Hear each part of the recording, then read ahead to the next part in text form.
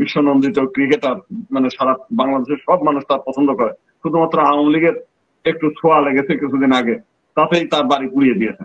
তো এরকম আমাদের এলাকার রেলমন্ত্রী ছিল জিল্লুর হাকিম, বহুদিন পরে মন্ত্রী হয়েছে, সে তার বাড়ি পুড়িয়েছে, যদিও তার বাড়ি আমি যেটা শুনেছি যে আওয়ামী লীগের নেতা কর্মীরাই পুড়িয়ে ভাঙচুর করেছে। আগে এই 5 তারিখের ঘটনার আগে এক নাসিরনগরে যত ঘটনা ঘটেছে, অথবা কুমিল্লার একটা মন্দির, কুমিল্লায় তো অন্তত কয়েক ডজন পূজা মণ্ডপের সবগুলো ভেঙে দিয়েছে, সবগুলো ধূলিসাৎ করতে, একটাও মানে ঠিক ঠিক অবস্থায় ছিল না। তো কই তখন তো ভারত এটা নিয়ে কোনো উচ্চবাচ্য করে নাই, তারা তো এটা বিবৃতি দেয় নাই। অখণ্ড ভারতের তো কল্পনাই তারা করে না, তা করলে তার ভারতের দিল্লিটা তাদের হাতছাড়া হয়ে যাবে। তারা জানে যে অখণ্ড ভারত বলতে গেলে আফগানিস্তান টু মায়ানমার পর্যন্ত। তো এটা হলে পরে মুসলিম জনসংখ্যা যেমন বেশি হবে, ওই ভারতের মধ্যে জাতপাতের বিভেদের কারণে হিন্দু সম্প্রদায় কখনো মানে একজোট না, যে কারণে তারা মানে এই পথে না। তাদের মূল লক্ষ্য হচ্ছে শেখ হাসিনা, এবং এই যে আজকে যা ক্রাইসিস হচ্ছে, এই ক্রাইসিসের মূলে এবং তারা যে কথাবার্তা বলছে এর মূলেই হচ্ছে শেখ হাসিনা। কারণ শেখ হাসিনা এখন তাদের জন্য একটা গলার কাটা। তারা মনে করছিল স্বল্প সময়ের জন্য শেখ হাসিনা দিল্লিতে নিবে, ওখান থেকে ওই দিনেই তাকে অন্য দেশে শিফট করবে। কিন্তু পৃথিবীর কোন দেশই শেখ হাসিনাকে গ্রহণ করতে রাজি হয়নি। বহু চেষ্টা তদবির করেছে, ভারতের পক্ষ থেকেও বহু দিন দরবার করা হয়েছে, তা কেউই নিতে চায়নি।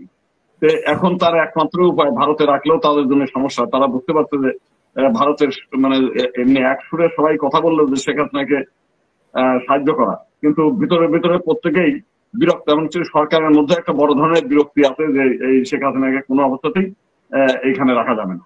তো সেই পরিস্থিতির মধ্যেই তারা চেষ্টা করছে যে এনি হাউ বাংলাদেশের মধ্যে তাকে পুল ব্যাক করা, এবং সেটার জন্য একটা প্ল্যাটফর্ম তৈরি করা দরকার। সেই প্ল্যাটফর্ম তৈরি করার জন্য আওয়ামী লীগের, যেহেতু আপনাদের পশ্চিম ভারত থেকে শুধু বাংলাদেশ থেকে শুধু শেখ হাসিনা ওখানে গিয়ে আশ্রয় নিয়েছে তা না, প্রায় 1000-500-এর বেশি নেতা কর্মী ওখানে ভারতে অবস্থান করছে, এবং তারাও অনেকেই ভয়ে আছে যে বাংলাদেশে ঢুকলেই নানা ধরনের মামলা মোকদ্দমায় পড়বে, অনেকের জেল জরিমানা হবে, অনেকের ফাঁসি কাছে ঝুলতে হতে পারে। তো সবকিছু মিলেই তারা এখন মরিয়া হয়ে উঠছে যে বাংলাদেশে আসতে গেলে একটা প্ল্যাটফর্ম দরকার। আর সেই প্ল্যাটফর্ম তারা মনে করছে যে মাইনরিটিদের ঘাড়ের উপরে বসলে পরে এটা সুবিধাজনক হবে দেশে এবং বিদেশে। মাইনরিটি ইস্যুটা গুরুত্বপূর্ণ। এখানে হাসনাত আব্দুল্লাহর বাড়ি পুড়েছে, সেখানে আরো মানে 3 জন মানুষ ওর মধ্যে পুড়েছে, কিংবা শেখ হেলাল, শেখ সেলিম, শেখ তন্ময়, তারপরে যে গাজী দস্তগীর সহ বিশ্বনন্দিত ক্রিকেটার, মানে সারা বাংলাদেশের সব মানুষ তার পছন্দ করে, শুধুমাত্র আওয়ামী লীগের একটু ছোঁয়া লেগেছে কিছুদিন আগে, তাতেই তার বাড়ি পুড়িয়ে দিয়েছে। তো এরকম আমাদের এলাকার রেলমন্ত্রী ছিল জিল্লুর হাকিম, বহুদিন পরে মন্ত্রী হয়েছে, সে তার বাড়ি পুড়িয়েছে, যদিও তার বাড়ি আমি যেটা শুনেছি যে আওয়ামী লীগের নেতা কর্মীরাই পুড়িয়ে ভাঙচুর করেছে।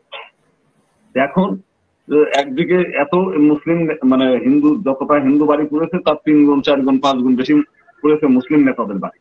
আর তারপরেও তো সেইটাকে তো গুরুত্ব মানে অতটা না দিয়ে মাইনরিটি ইস্যুটাকে দিয়ে মানে চাঙ্গা করে তারা ওই প্ল্যাটফর্মটাই তৈরি করছে, এবং তৈরি করছে মানে অলরেডি মানে বিভিন্ন জায়গায় সেই কার্যক্রম তারা চালাচ্ছে।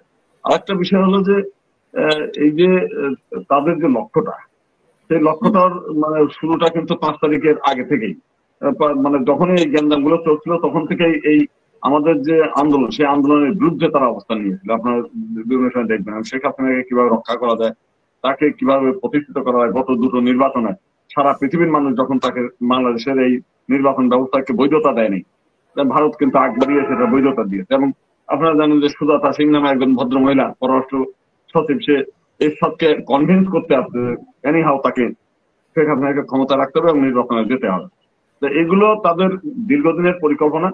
এইগুলোর মাইনরিটি ইস্যুটা বড় কথা নয়, শেখ হিন্দুদের জন্য তারা কখনোই মাথা ঘামে নেই, এখনো না। আর অখণ্ড ভারত ভারত এগুলো মানে কিছুই না।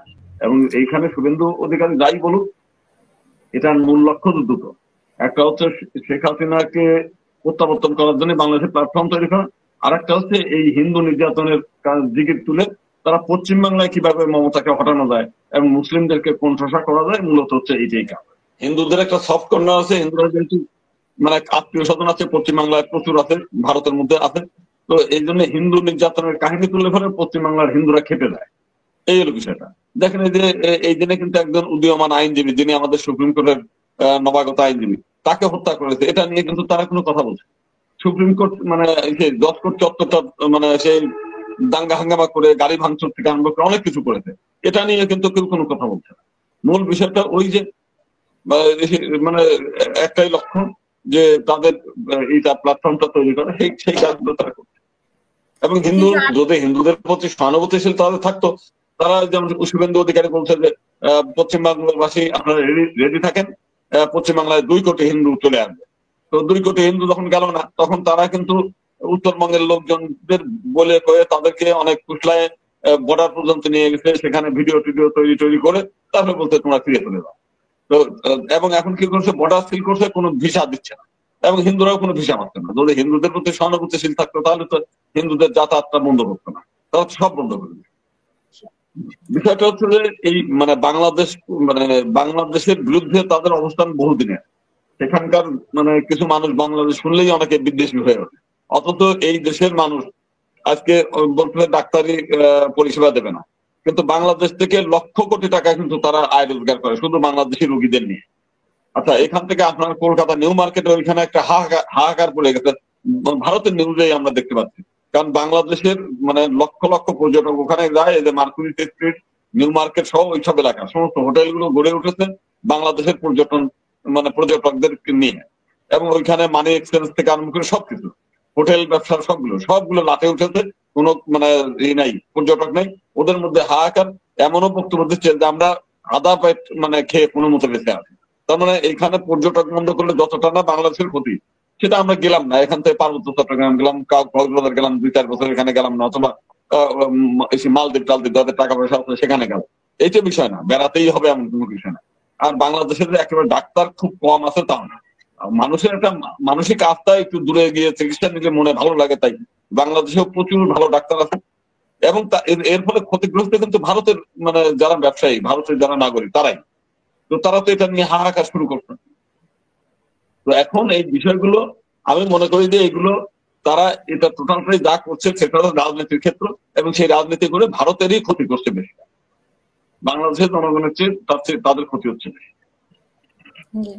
সেই বিষয়টা আমরা বহুবার বলেছি যে আপনার এর আগে এই 5 তারিখের ঘটনার আগে এক নাসিরনগরে যত ঘটনা ঘটেছে, অথবা কুমিল্লার একটা মন্দির, কুমিল্লায় তো অন্তত কয়েক ডজন পূজা মণ্ডপের সবগুলো ভেঙে দিয়েছে, সবগুলো ধূলিসাৎ করতে, একটাও মানে ঠিক অবস্থায় ছিল না।